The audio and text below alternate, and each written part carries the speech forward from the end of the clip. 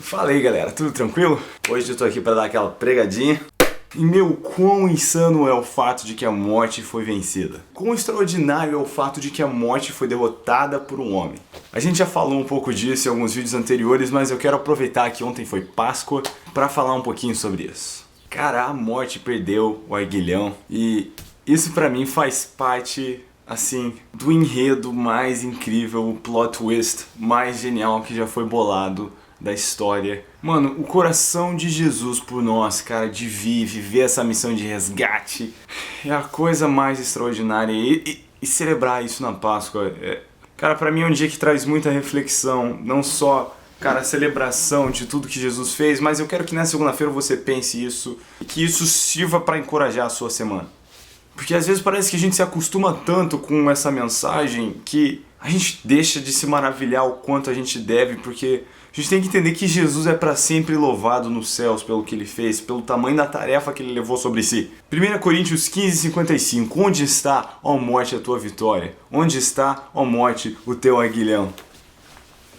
Portanto, o aguilhão da morte é o pecado e o poder do pecado é a lei. Contudo, graças a Deus, que nos dá a vitória por intermédio de nosso Senhor Jesus Cristo. Atos 3,15. Vocês mataram o autor da vida, mas Deus o ressuscitou dos mortos, e nós somos testemunhas disso.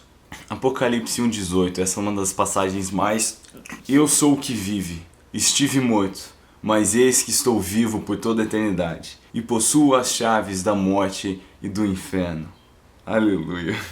Deus abandonou toda a sua majestade e formosura, o próprio Filho de Deus veio até nós, ele se tornou um homem, ele foi para aquela cruz em obediência e submissão e ele levou sobre si o castigo da humanidade. Agora, cara, a gente desobedeceu a Deus naquele jardim, a gente escolheu o Senhor errado, basicamente a gente deu espaço para o diabo, a desobediência, o pecado trouxe uma sentença de morte sobre nós. Mas Deus não só nos deu misericórdia e foi tão, cara, amoroso e compassivo desde aquele primeiro dia. Ele decidiu se colocar no caminho da própria justiça, porque Deus é um juiz justo. É um dos atributos de Deus, que ele é perfeitamente justo. E a justiça dele não falha. Então algo que a gente não entende é que, cara, algo que a gente precisa entender é que essa ofensa contra Deus, ela merecia ser punida e julgada.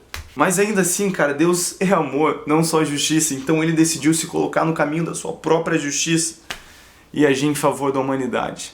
Sabe, só que o que é o mais interessante, cara, é que Deus manda o seu próprio Filho e ele se expõe à fragilidade de um corpo humano. E a humanidade de Jesus permite com que ele seja morto, mas a divindade dele o tira do túmulo.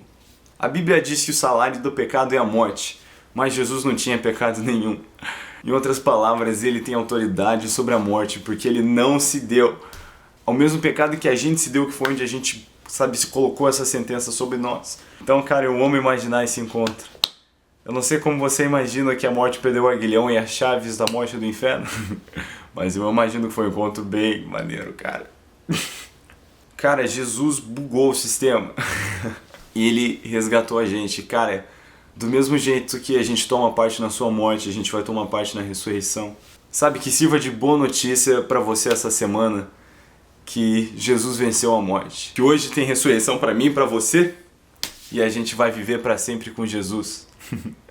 Ele não só nos concedeu misericórdia, livrando a gente do castigo que a gente merecia, ele agiu em graça, dando pra gente algo que a gente não merecia. Ele livrou a gente da morte, incluiu a gente na vida com ele pra sempre, sendo a família de Deus. E eu não sei vocês, mas eu nunca me esgoto de pensar no quão maravilhoso isso é.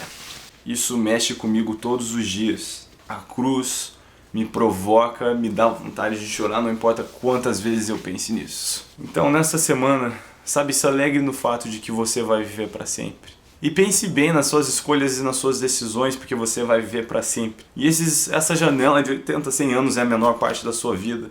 Então se esperta aí no que você faz e no como você está vivendo.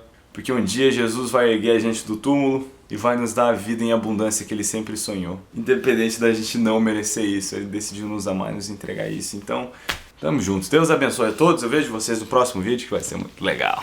Ah, Israel, você só fala de Jesus. Porque a boca fala que o coração tá cheio, meu amigo, e eu vou continuar falando de Jesus.